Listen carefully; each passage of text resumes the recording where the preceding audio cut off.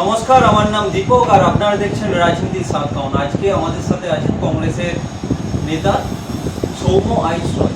দাদা, আপনাকে টকিং আপনাদের বিধানসভায় আমরা দেখেছি সিপিএম এর সাথে একজোট হয়ে লড়াই করেছে। একটা সময় ছিল আপনাদের পরম শত্রু ছিল সিপিএম, এবং সিপিএম এর পরম শত্রু আপনাদেরকে তারা বলতো। তাদের সাথে এই বিধানসভায় জোট কেন?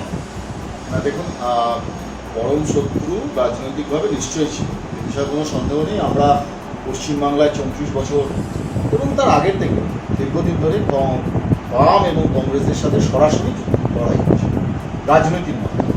কিন্তু পরিবর্তিত পরিস্থিতি যখন পরিবর্তন হতে শুরু করলো, আমরা তৃণমূলের সঙ্গে জোট করে তৃণমূলকে ক্ষমতায় এনেছি। কিন্তু এটা দেখা গেল যে পশ্চিমবাংলার তৃণমূল সরকার আসার পরে পশ্চিমবাংলার রাজনৈতিক বাতাবরণ চেঞ্জ হতে শুরু করছে। কীরকম? যে সাম্প্রদায়িক ধ্রুবীকরণ, যেটাকে বলি যে মেরুকরণের রাজনীতি, যেটাকে আমরা ধরুন বিজেপি নামক একটা শক্তির উত্থানের পর থেকে তৃণমূল কংগ্রেসের এই যে কম্পিটিটিভ পোলারাইজেশন, মানে প্রতিযোগিতামূলক সাম্প্রদায়িকতা, মানে রাম মন্দিরের কথা বললে উনি বলছেন জগন্নাথ মন্দিরের কথা, উনি এটা বললে তার এই মধ্যিখান থেকে সেকুলার যারা অসাম্প্রদায়িক রাজনৈতিক দল, তারা মার্জিনালাইজ হচ্ছে। 2016 আগে থেকেই আমরা ভাবতে শুরু করেছিলাম তাহলে একটা বিরোধী অল্টারনেটিভ কীভাবে দেখা নীতিগতভাবে, মানে জোটটা কীরকম জানেন তো? জোটটা আমাদের মধ্যে ট্যাকটিক্যাল লড়াই। আমাদের এই নয় যে দুটো পার্টি মার্চ হয়ে গেল বা জয়েন্ট, আমরা একসঙ্গে রাজনীতিতে বিভিন্ন সরকারি বিরোধী ইস্যুতে আমরা একসঙ্গে কাজ করতে শুরু করি।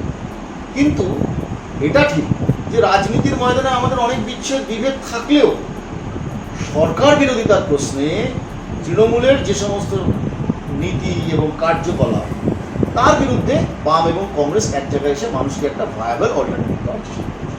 যেমন ধরুন তৃণমূল কংগ্রেস আজকে যারা বিজেপির বিরোধী, যারা বলেন সোকল্ড বিজেপির বিরোধী, যদিও আমরা মনে করি না আমরা বিজেপির সঙ্গে, এই তৃণমূল কংগ্রেসের জন্মটাই তো হয়েছে বিজেপির সঙ্গে। এই তৃণমূল কংগ্রেস পশ্চিমবাংলার আরএসএস দ্বারা ফ্লোটেড একটা দল, যে দলটা বিজেপির টাকা পয়সা, রাজনাথ সিং, লালকৃষ্ণ আদবানি, অটল বিহারী বাজপেয়ীদের সাহচর্য করে রয়েছে। এই দলটা সমস্ত রকমভাবে আজও বিজেপির থেকে সমর্থন পাঠিয়ে আসছে। বিজেপির সরকারের মন্ত্রিত্ব করেছে, বিজেপির সরকারের ক্যাবিনেট মিনিস্টার ছিল, এবং পশ্চিমবঙ্গের বিভিন্ন জায়গায় বিজেপির পদ্মফুল ফুটতে তৃণমূল কংগ্রেস সাহায্য করেছে। মধ্যখান থেকে যে পার্টিগুলো যারা মানুষের ইস্যু নিয়ে লড়াই করেছে, যারা সকল ধর্মের ইস্যু, জাতপাতের ইস্যু, বায়নারিজকে বাদ দিয়ে যারা ভোটের রাজনীতিতে মানুষের বাসস্থান, মানুষের রুজি, বেকারদের চাকরি, কর্মসংস্থান, এইসব ইস্যুকে প্রাধান্য দিয়েছে, তারা মার্জিনালাইজ হয়েছে। সেটাই হয়েছে সব থেকে বড় সমস্যা, যে তৃণমূল কংগ্রেস আর বিজেপি নামক দুটো দলকে প্রতিহত করার জন্য বাম এবং কংগ্রেসের সমভাবাপন্ন ইডিওলজি, সমমনোভাবাপন্ন ইস্যুস, সেগুলোকে সামনে রেখে আমরা এটাই। এবং আপনি লক্ষ্য করে দেখবেন 2016 সালে পশ্চিমবাংলায় 4 মাসের একটা জোট, সোকল 4 মাসের একটা জোট হয়েছিল বাম এবং কংগ্রেসের, যারা নির্বাচনের আগে আমরা কোঅর্ডিনেশনও করতে পারিনি। সেই 4 মাসের জোটে কংগ্রেস প্রায় 88-90টা আসনে লড়াই করেছিল, বামপন্থীরা প্রায় 200টা আসনে লড়াই করেছে, 200টার একটু বেশি কম। সেখানে দেখা গেল যে প্রায় পশ্চিমবাংলার 3,15,00,000 মানুষ এই জোটকে সমর্থন করে। আর তৃণমূল কংগ্রেস যারা 211টা সিট পেয়েছিল, তারা পেয়েছিল আপনার 3,45,00,000। মানে এই 30 লক্ষ ভোট এই পশ্চিমবাংলায় প্রায় 200টার উপরে আসনে ভাগ্য নির্ধারণ। 2019-এর পর থেকে পশ্চিমবাংলার রাজনৈতিক সমীকরণ একটু চেঞ্জ হতে লাগে, এবং আপনি দেখবেন লক্ষ্য করে 2021-এ কিন্তু সম্পূর্ণ ধ্রুবীকরণ, মানে কমপ্লিট পোলারাইজেশন, যেখানে মাইনরিটিরা শঙ্কিত হয়েছিল, যেখানে মনে করেছিল যে বিজেপিকে ঠেকানো, বিজেপি নামক একটা দৈত্য দানবীয় শক্তিকে ঠেকানোর জন্য বাম Congress is not the right alternative currently, সেই মুহূর্তে সমস্ত বিরোধিতা সত্ত্বেও তৃণমূলকে ভোট দিচ্ছে। আপনি লক্ষ্য করে দেখবেন যে 2016-তে যে ভোটটা অলমোস্ট বাম কংগ্রেস পেয়েছে, 2021-এও বিজেপি নামক বিরোধী দলটা 77টা সিট এবং খুব কম বেশি এদিক ওদিকে একই। এটাই হচ্ছে সমস্যা। আমাদের পশ্চিমবঙ্গের সাথে আরো 5 রাজ্যে ইলেকশন গেল পরপর, প্রতিটা রাজ্যে আপনাদের ভরাট, কি বলবেন এটা? না, আমি আপনার সাথে একমত। তো সারা ভারতবর্ষে কংগ্রেসের অবস্থান খারাপ হয়েছে, এই বিষয়ে কোনো সন্দেহ নেই। রেজাল্টই শেষ কথা বলে। সংসদীয় রাজনীতিতে ফল একটা কথা বলে, আমরা অনেক রকম পর্যালোচনা বিশ্লেষণ করতে পারি, কিন্তু ফলই তো শেষ কথা। তাদের অস্বীকার করার উপায় নেই যে কংগ্রেস খারাপ রেজাল্ট করেছে। কিন্তু তারপরেও আমি আপনাকে বলছি যে বিজেপির বিরোধিতার অঙ্কে, বিজেপির বিরোধীর লড়াইয়ে সারা ভারতবর্ষ জুড়ে এখনো 20% ভোট কংগ্রেসকে মানুষ, লাস্ট মানে আপনি যদি দেখেন 100টা লোক যদি ভোট দেয় তার মধ্যে 20 জন লোক কংগ্রেসের। তো বিজেপির ভায়াবল অল্টারনেটিভ বিজেপি তো এটাই চাইছে, কংগ্রেস মুক্ত ভারত, কংগ্রেসকে বাদ দিয়ে ভারতের রাজনীতি টিকবে। যদিও সেটা সম্ভব নয়, সেটা অনেকটা আকাশ কুসুম কল্পনার মতো। সেই জন্য কংগ্রেসের মতো দেখতে, কংগ্রেসের মতো কাছাকাছি, কংগ্রেসের মতো যারা সেকুলার ফোর্সের কথা বলে সেরকম সিউডো সেকুলার পার্টিসকে ভোট করা হচ্ছে। কোথাও আপের না, কোথাও তৃণমূলের না, কোথাও অন্য দলের না, তারা বিভিন্ন রাজ্যে সো কল বিরোধীদের ভোট বাইফার্কেট করে বিজেপির রাস্তা সমান।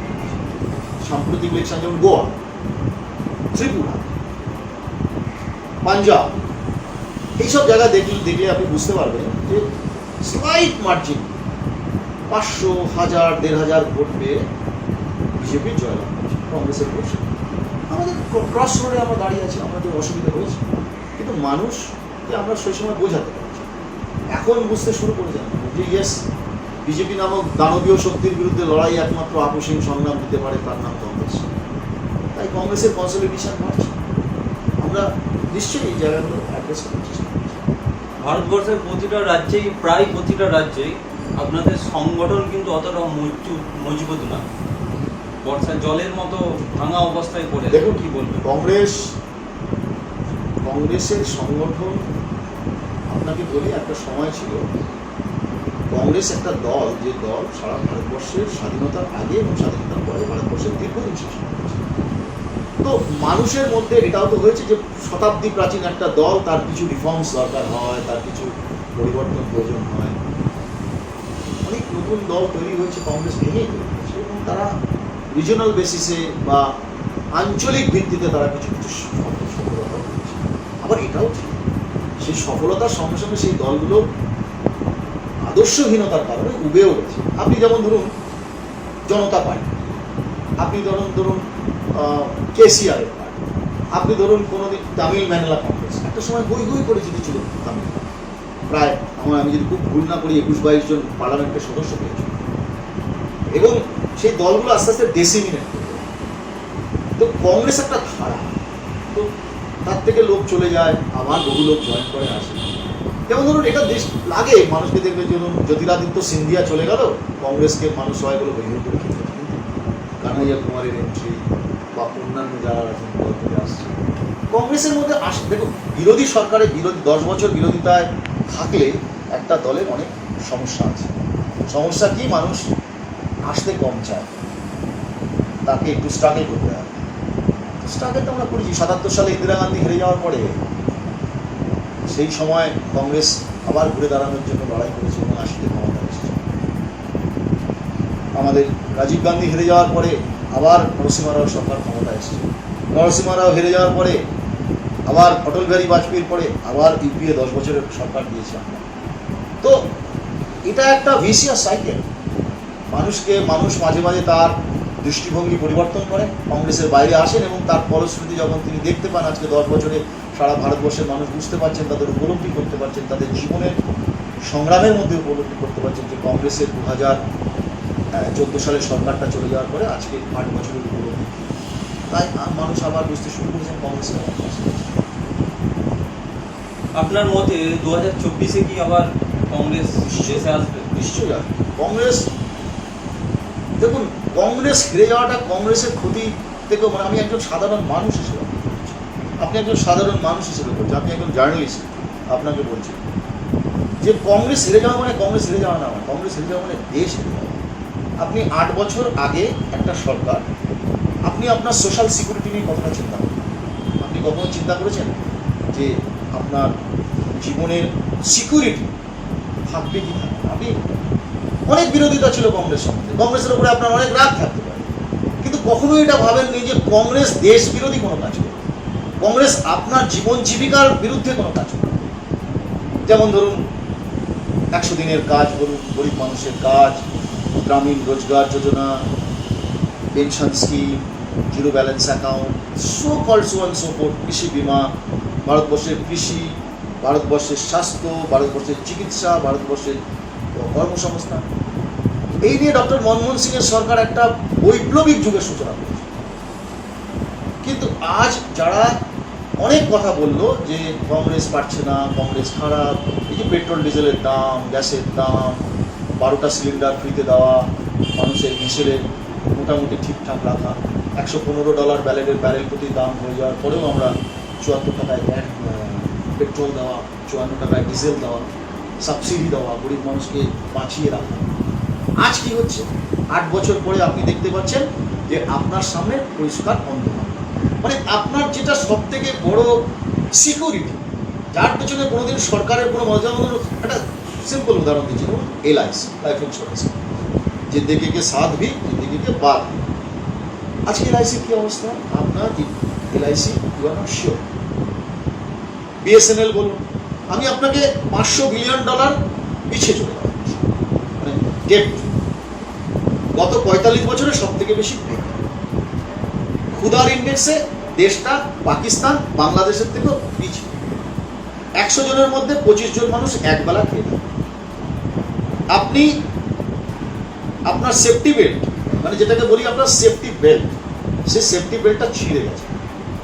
80% মানে 97% মানুষ ভারতবর্ষে রোজগার কমেছে। This is not the Congress data, this is the data produced by government of India, যে 100 জনের মধ্যে 97 জন মানুষের রোজগার কমেছে, 3 জনের রোজগার কমেছে percentage, so called chronic capitalist.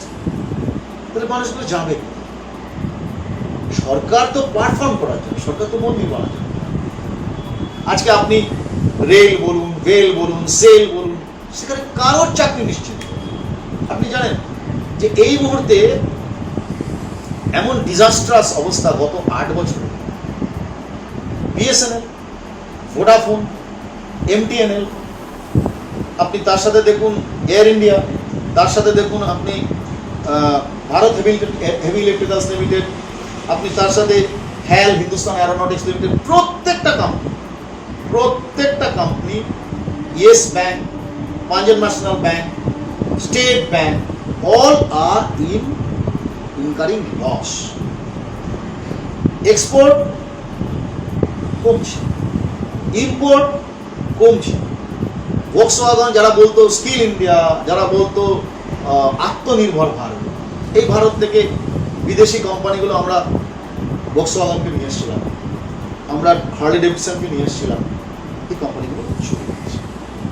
Samsung গুড়গাঁওয়ের factory বন্ধ করার মতো, মারুতি 5.5 লক্ষ ভেহিকেল শুধুমাত্র তার ওয়্যার হাউসে পড়ে আছে, আন্ডার মানে শোরুমে নিয়ে যেতে পারছে।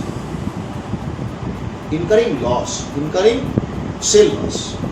মারুতি, যারা বলতাম একটা সময় মারুতি ছিল হাউস হোল্ড কার, তো অটোমোবাইল ইন্ডাস্ট্রি বলুন, আপনি অন্যান্য ইন্ডাস্ট্রি বলুন, সব জায়গাতেই শ্রিঙ্ক করছে, জব শ্রিঙ্ক করছে। আইটিতে সেরকম অবস্থা। 193টা দেশের মধ্যে 164তম স্থানে হচ্ছে Bharatvarsha. It's a growing economy, বলতাম আমার থার্ড লার্জেস্ট ইকোনমি ছিল 2011 সালে, আজকে ঠিক 10 বছর 2022, 164তম পজিশনে আমরা আছি। দেখুন, সরকার আসবে, সরকার চলে যাবে, কংগ্রেস আসলো, কংগ্রেস চলে গেল, সেটা বড় কথা। বিজেপি আসলো, বিজেপি চলে যাবে, বিজেপিকে আমরা ঠিক হারিয়ে দেবো, কিন্তু তার মানে এই নয় দেশটা তো পিছিয়ে গেল। দেশটা যে পিছিয়ে গেল, আপনি কোথায় যাবেন? এই মুহূর্তে রাহুল গান্ধীকে যেভাবে ভারতবর্ষে প্রেজেন্ট করা হয়েছে, পাপ্পু বলে প্রেজেন্ট করা হয়েছে, বা নানা রকম ভাবে রাহুল গান্ধীর নামে মিম ভাইরাল হচ্ছে, সেই জায়গায় প্রধানমন্ত্রী হওয়ার মুখ কোথায়? দেখুন, আমি বলছি যে ভারতবর্ষের পার্লামেন্টটা তো ইন্ডিয়ান ক্রিকেট টিম না, যে আপনি ক্যাপ্টেন নির্বাচন করলেন তারপরে ক্রিকেটের মাঠে না। ভারতবর্ষের পার্লামেন্টারিয়ানরা ঠিক করে প্রধানমন্ত্রী, এটাই আমাদের সংসদীয় রীতি এবং সংসদীয়। Question is not Rahul Gandhi. Rahul Gandhi তো বলেছিল there will be tsunami and disaster যদি 2020 ফেব্রুয়ারি মার্চ মাস ছাবলামো করেছে। এদের কাজই হচ্ছে ছাবলামো করা। দুটো আইটি ইন্ডাস্ট্রির লোককে দিয়ে 2 টাকা 5 টাকা দিয়ে বিম বানিয়ে দিয়ে। কথা হচ্ছে রাহুল গান্ধী 2018 সালে থেকে বলছে যে Chinese aggression will be the পার্লামেন্টে বলেছে it will be a disaster.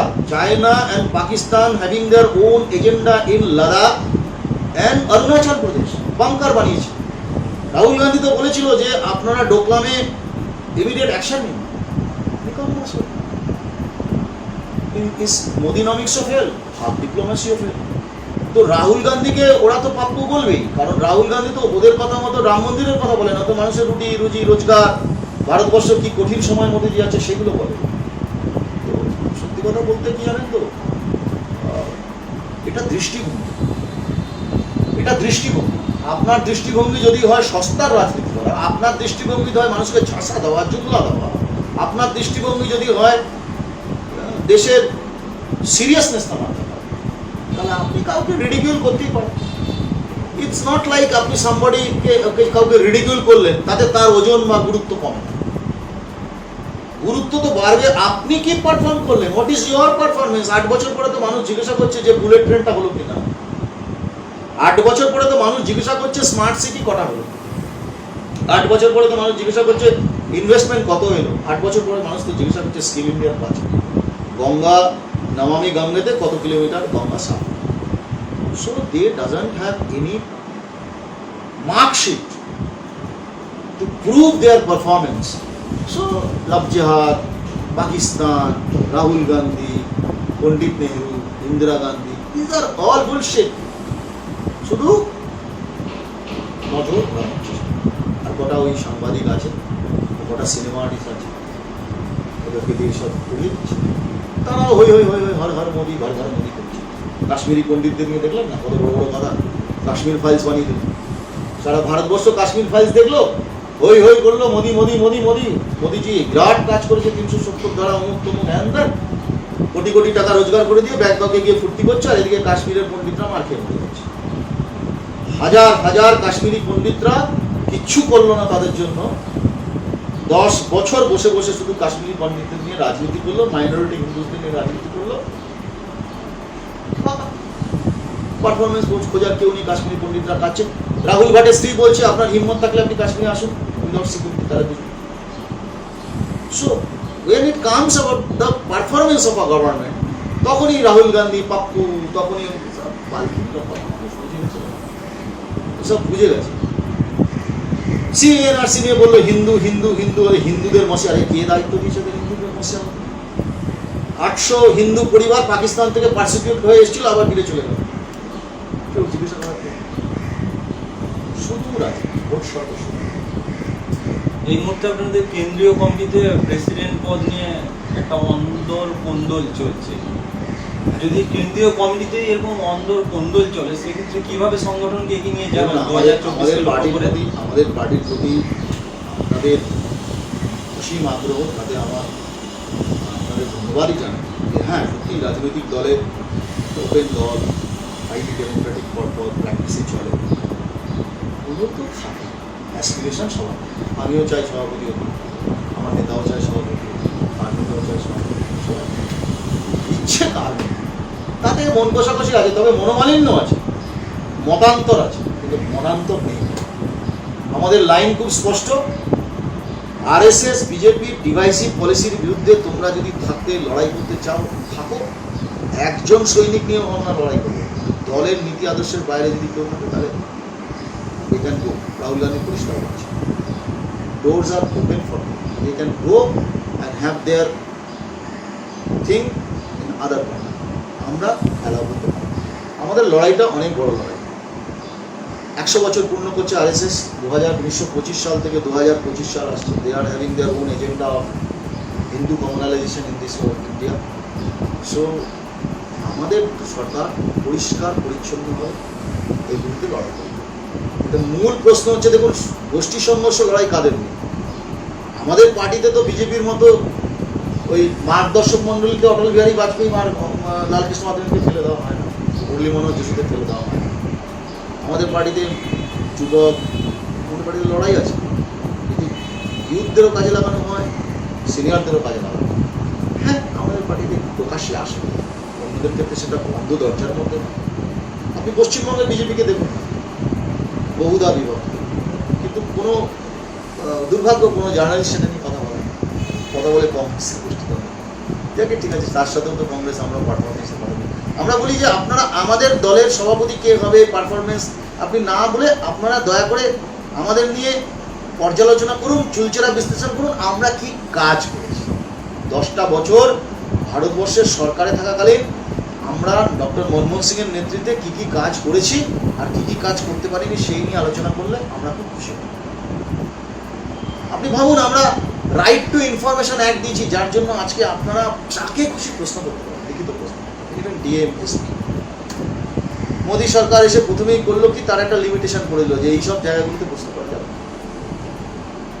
তো আমরা গণতন্ত্রটাকে অন্যভাবে দেখি, আমরা চাই যে পিপল ডেমোক্রেসি।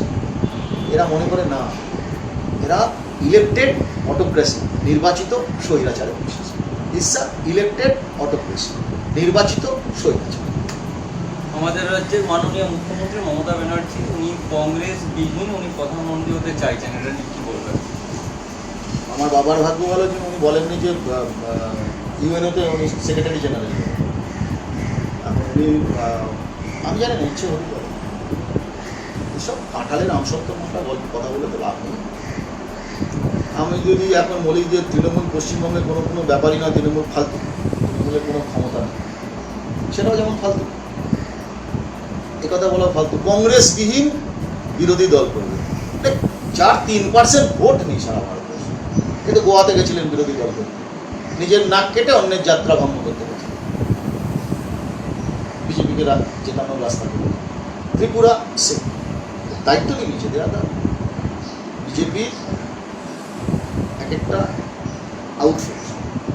আপনাকে থামিয়ে একটা কথা মনে করিয়ে দেবো, অধীর রঞ্জন চৌধুরী তিনি একবার বলেছিলেন যে তৃণমূল আর বিজেপি যৌথভাবে মিলে কংগ্রেস ভাঙার খেলায় মেতেছে। এটা অধীরবাবু তো বলছেনই, এটা সারা ভারতবর্ষের লোক বলছেন। আপনি আমাকে একটা ছোট কথা বলুন, ত্রিপুরাতে প্রধান বিরোধী কে? কংগ্রেস, বিজেপি। উনি কোথায় গেলেন? ত্রিপুরা। আপনি লক্ষ্য করে দেখুন, ত্রিপুরাতে বিজেপির বিরুদ্ধে লড়বে কে? তৃণমূল কংগ্রেস আর কংগ্রেস। তাহলে কি, যে মানুষরা ভোট দেবে এটার জন্য ডক্টরেট করতে পারে না? তো বিজেপির বিরুদ্ধে ভোটটা তো বাইফার কেটে হবে। কংগ্রেস, সিপিএম, তৃণমূলে বাইফার করে বিজেপির রাস্তা সুগম হবে। গোয়া সেটাই হচ্ছে আমাদের কাছে প্রধান এবং বিষয়, যে তৃণমূল নামক দলটা বিজেপির এক্সটেন্ডেড ভাষা। বিজেপি যদি মেন অর্গানাইজেশন হয়, তৃণমূল হচ্ছে তার সিস্টেম আছে। তো দে আর দ্য স্টুজ অফ, তারা সবসময় বিজেপির হয়ে কাজ সারে সমস্ত জায়গায়, অন্যান্য রাজ্যে। তো আমরা এগুলো আইডেন্টিফাই করতে জন্য must enemy, political must enemy, মানে যে মুখোশ পড়া, তাদের বিরুদ্ধে লড়তে তো একটু ট্যাকটিক্যালি মুভ করতে একটু অসুবিধাই হয়। সরাসরি বিজেপির বিরুদ্ধে লড়াই করতে আমরা কি করছি? দিস ইজ দ্য প্রবলেম, তো এই প্রবলেমের জন্য আমাদের একটু সময় লেগেছে। তবে এক্সপোজ আজ নয় কাল এক্সপোজ তো হচ্ছে। আজকে ধোকা খাচ্ছেন মানুষ। এই যে নুপুর শর্মা নিয়ে দেখুন, এত বড় একটা ঘটনা ঘটে গেল। একটা কোনো টুইটার হ্যান্ডেল থেকে আপনি স্টেটমেন্ট দেখাতে পারবেন? এই যে সিএ এনআরসি নিয়ে এত বড় একটা সারা ভারতবর্ষে বিপ্লব হলো, আন্দোলন হলো, লড়াই হলো, ঝগড়া হলো, আপনি একটা, উনি রাস্তায় নেমে কি বললেন? ক্যা ছিছি। অথচ পার্লামেন্টে তার সাংসদরাই বলবেন। পার্লামেন্টে সারা বিশ্বের লোক দেখছে যেদিন বিজেপির বিরুদ্ধে সবাই ভোট দিচ্ছে, ওনার দলের সাংসদরা 8 জন না 10 জন ছিলেন অ্যাবস্টেন থেকে বিজেপিকে রাজ্যসভায় বিলটা পাস করতে সাহায্য। এরকম শুধু একটা নয়, 69টা বিল গত 8 বছরে বিজেপিকে শুধু অ্যাবস্টেন থেকে সাহায্য করেছে। সো এটা তো clean and clear, they are the extended version of BJP. এই জন্য দেখবেন যাতায়াতটাও খুব কমন, তৃণমূল থেকে বিজেপি, বিজেপি থেকে তৃণমূল। আপনি বুঝতেই পারবেন না যে তৃণমূল কে বিজেপি। তৃণমূলের পিএসসি কমিটির চেয়ারম্যান কোর্ট বলছে বিজেপি, উনি বলছেন আমি তৃণমূল, বলছে যাহা বিজেপি তাহাই বিজেপি। মানে আপনারা ভাব খাবড়ে যাবেন। মানে আমি আপনাদের বলছি, আপনাদের অসুবিধা হচ্ছে, আপনাদের রেজিস্টার রাখতে হবে কে তৃণমূল কে বিজেপি, কখন তৃণমূল কখন বিজেপি, আজকে তৃণমূল কালকে বিজেপি। বলুন আপনি বলুন, মাননীয় মুখ্যমন্ত্রী বলছেন অর্জুন সিং গাদ্দার, অর্জুন সিং প্রমুখ করেছে, দলে নিয়েছে। বনমন্ত্রী থাকাকালীন অনেক দুর্নীতি করেছে। রাজীবকে আমি ভেবেছিলাম খুব ভালো, রাজীব দুর্নীতিগ্রস্ত, চলে গেল বিজেপি, গাদ্দার হয়ে গেল, আবার দলে ফিরে আসলো, সর্দার হয়ে গেল, ত্রিপুরার চাকরি। বিশ্বাসটা করুন তাতে, আপনি বিশ্বাস করুন। বাবুল সুপ্রিয় খারাপ, দলে আসলে ভালো, বিকামস আ প্র্যাকটিস। এবং এদের যাতায়াতটা এত বেশি কমফোর্টেবল। তৃণমূল আর বিজেপির মধ্যে রাজনৈতিক তফাৎ নেই। আপনারা হয়তো আজকে আমাদের কথা আপনারা বুঝতে পারছেন না, মানুষ হয়তো আমাদের কথা বুঝতে পারেননি, কিন্তু আমি আপনাকে বলছি এদের বিচরণটা খুব ইজি। তার কারণ হচ্ছে এরা দুটো দলেই কমফোর্টেবল। আপনি 2011 সালের আগে দেখেছেন দলবদল করতে, দলবদল হয়তো করছে, এ দল থেকে ও দলে গেছে, কিন্তু রাজনৈতিক জনপ্রতিনিধি দলবদল করেছে আপনি আমাকে নিদর্শন দেখান। কিন্তু মাননীয় মুখ্যমন্ত্রী 2011 সালে আসার পরে এটাকে শিল্পের পর্যায়ে দলবদল, দলবদলটা এখন গা সভা হয়ে গেছে।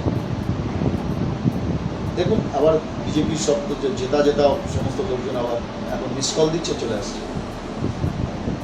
2024 লোকসভা রাজ্যে কিভাবে এগিয়ে নিয়ে যাবে? রাজ্যে আমরা লড়াই করব, আমরা লড়াইও করব এবং ট্যাকটিক্যাল কিছু চিন্তাভাবনা আমাদের আছে, স্ট্র্যাটেজিক্যাল, সেটা আপনাকে এখন বলছি না। আমরা লড়াই বিজেপির বিরুদ্ধে আপোষহীন সংগ্রাম লড়াই করব। তবে লড়াইয়ের ময়দান থেকে কংগ্রেস সারা ভারতবর্ষে, আমি আজও বলছি আপনাকে, 54টা সিট আমরা পেয়েছি 1 নম্বরে, 182টা জায়গায় কংগ্রেস দ্বিতীয় করেছে, এবং 10টা রাজ্যে আমরা প্রধান বিরোধী দল, 4টে রাজ্যে ক্ষমতা। কংগ্রেস এত সহজে বিজেপিকে ছেড়ে দেবে, এটা আপনারা নিশ্চিন্ত থাকুন। মানুষ তার জীবনের অভিজ্ঞতা থেকে এটা বুঝতে পেরেছে যে খাদের কিনারায় চলে গেছে মানুষের জীবন জীবিকা। আপনাকে আর ধর্মের বড়ি খাইয়ে ঘুরিয়ে বেশি দিন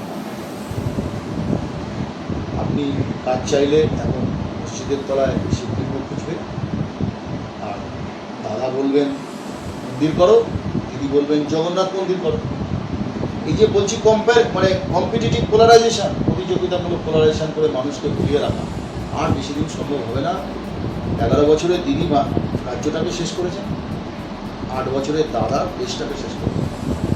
পশ্চিমবাংলায় কোনো শিল্প নেই, কাজ। আচ্ছা আপনি আমাকে বলুন, আপনি তো একজন জার্নালিস্ট, আপনি তো অনেক জায়গায় ঘুরেন, অনেক তৃণমূলের ইন্টারভিউ নেন, আপনি আমাকে একটা কথা বলুন, মাননীয় মুখ্যমন্ত্রী কোনো জায়গায় গিয়ে নাচছেন, খুব ভালো কথা, উনি নাচতেই পারেন, উনি কবিতা লিখতে পারেন, এপান ওপান ধপান, লিখুন না, অসুবিধা কিছু।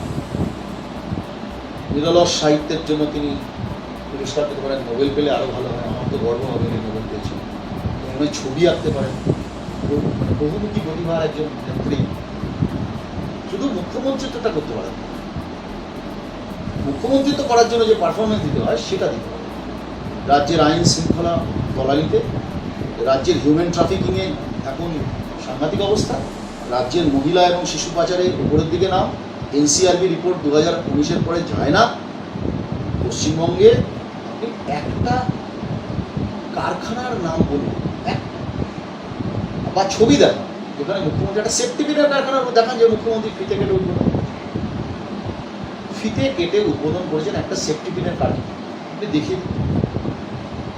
6টা বিজিবিএস করলেন, বেঙ্গল গ্লোবাল বিজনেস, 12,365 কোটি 800 কত টাকা, প্লাস ধরুন লাস্টেরটা মিলিয়ে আরো 2.5 লক্ষ কোটি টাকা, ধরে নিলাম রাফলি 15 লক্ষ কোটি টাকা মোট স্বাক্ষরিত হচ্ছে। পশ্চিমবঙ্গ সরকারের রিপোর্ট বলছে তার 25% যদি হতো, 25% যদি ইনভেস্টমেন্ট আসতো, তাহলে পশ্চিমবঙ্গের বেকার সমস্যা 50% ডাউন। 25% যদি ইনভেস্টমেন্ট আসতো 25% বেকার সমস্যার সমাধান। আচ্ছা, একবারে শেষের দিকে চলে যাবো আমি। আপনাদের কিছুদিন পরে রাজ্যে প্রেসিডেন্সিয়াল পদের জন্য নির্বাচন হচ্ছে। পরবর্তী প্রেসিডেন্ট কে হতে চলেছেন অজিত দাকে বাদ দিয়ে? না বাদ দেওয়ার প্রশ্ন আসছে কি করে? অধীর দা আমাদের এখনো অধীর রঞ্জন চৌধুরী, উনি আমাদের সর্বভারতীয় কংগ্রেসের বিরোধী দলনেতা, কংগ্রেসের সংসদীয় দলের নেতা এবং পশ্চিমবঙ্গ প্রদেশ কংগ্রেসের সম্মানিত সভাপতি। দেখুন, এটা সম্পূর্ণ ঠিক হয় আমাদের যারা বুথ লেভেল থেকে ভোটিং করছে, বুথ লেভেল থেকে মেম্বারশিপ, ভোটিং, ইলেকশন করতে করতে তারপরে আসে। তো ইট উইল টেক টাইম। যে কেউ সভাপতি হতে পারে, উনিও সভাপতি হতে পারে, থাকতে পারে, সব তো ওনার কারণে আমার সভাপতি কে কে নমিনেটেড আছে? অনেকেই আছে, সবাই করতে পারে। যেমন আমি অনেকে আছে না, আমি অনেকের নাম শুনতে পাচ্ছি। দেখুন, এইভাবে তো নাম বলা যায় না। দেখুন, অনেকের হয়তো বলেননি এখন, তিনিও করতেছেন। তো এইভাবে কারোর নাম বলা মানে তাকে অপমান করা। না না, যদি কিছু এমন কয়েকজনকে বলেন যে এরা হয়তো মেবি আমার থেকে হয়তো আমি বলতে পারি এরা হতে পারে মেবি। না, সেরকম কোনো আমার কাছে খবর, সত্যি বলছি, বিশ্বাস করুন, আমি মানে বললে কেন জানাবো না? আপনারাই তো খবর পাবেন, আপনাদের কাছে আগে খবর আছে। এরকম কোনো ব্যাপার নেই। আমাদের ইলেকশন এখনো জেলা লেভেলে হচ্ছে। জেলা ইলেকশনগুলো এই আপনার 15 দিনের মধ্যে শেষ হয়ে যাবে। তারপরে এআইসিসি মেম্বাররা আমরা ভোট করবো হচ্ছে আপনার অল ইন্ডিয়া প্রেসিডেন্ট, তারপরে হচ্ছে তো আপনার প্রদেশ কংগ্রেস সভাপতি। Too early two. ওকে দাদা, অনেক অনেক ধন্যবাদ। বাকি কিছু টাইম